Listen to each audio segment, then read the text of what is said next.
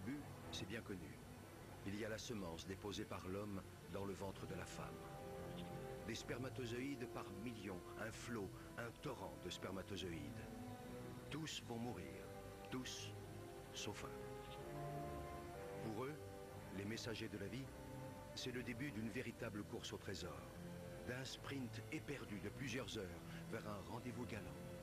Avec au bout, peut-être, la récompense due au vainqueur et une fabuleuse promesse de vie. La rencontre avec un ovule.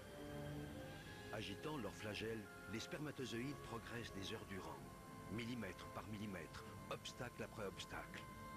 Le vagin et son acidité meurtrière, le passage encombré du col de l'utérus, l'utérus lui-même.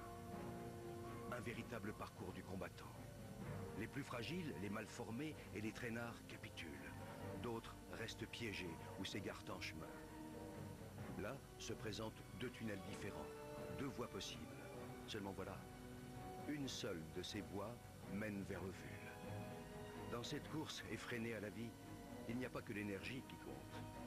Le hasard et la chance ont eux aussi leur mot à dire. De puissants courants freinent leur navigation. Des vagues font onduler un tapis de cils qui contrarie leur progression. Imaginez, les concurrents encore en lice ont déjà presque parcouru l'équivalent, pour eux, de la distance qui sépare la Terre de la Lune. Et pourtant, l'irrépressible force de la vie les pousse sans cesse vers l'avant. Enfin, au bout du long, long tunnel obscur, tel un astre mystérieux, l'ovule. Il suffit qu'un seul spermatozoïde, un seul, atteigne l'ovule, y pénètre et fusionne avec lui pour que naisse un espoir de vie. Chacun de ces millions de spermatozoïdes porte en lui son secret. C'est à ce moment-là que se joue la loterie de l'existence. Ils ne sont désormais qu'une centaine à explorer la surface de l'ovule. Quelques-uns seulement parviennent à se faufiler jusqu'à la capsule. Formidable armure protectrice. Dernière agitation, ultime frénésie. Soudain, l'un d'entre eux finit par trouver la voie. Ça y est, c'est lui, le seul, l'unique. Aussitôt percé, la carapace durcit et les autres spermatozoïdes se heurtent à une barrière infranchissable.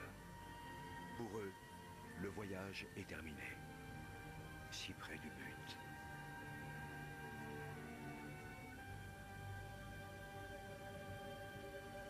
Pour le vainqueur, le périple continue.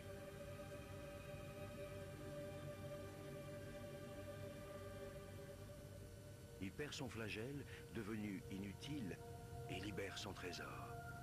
Le patrimoine génétique de Manu s'unit à celui de Barbara.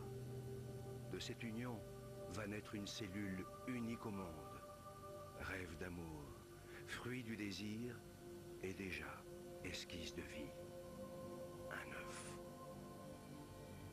Dès cette seconde, tout est déjà écrit, ou presque. Et puis le processus s'accélère. Une nouvelle vie s'organise. Une nouvelle aventure commence. L'œuf, instantanément, se divise en 2, puis 4, 8, 16, 32 cellules identiques. Il entame en même temps un lent et long voyage. Au 3e jour de son expédition, il plonge dans une immense grotte qui lui sera bientôt familière, l'utérus. Au 6e jour, l'œuf sort de sa coque et se pose délicatement sur la paroi de ce très accueillant refuge. Il se construit un nid où, sauf imprévu, il a élu domicile pour 9 mois.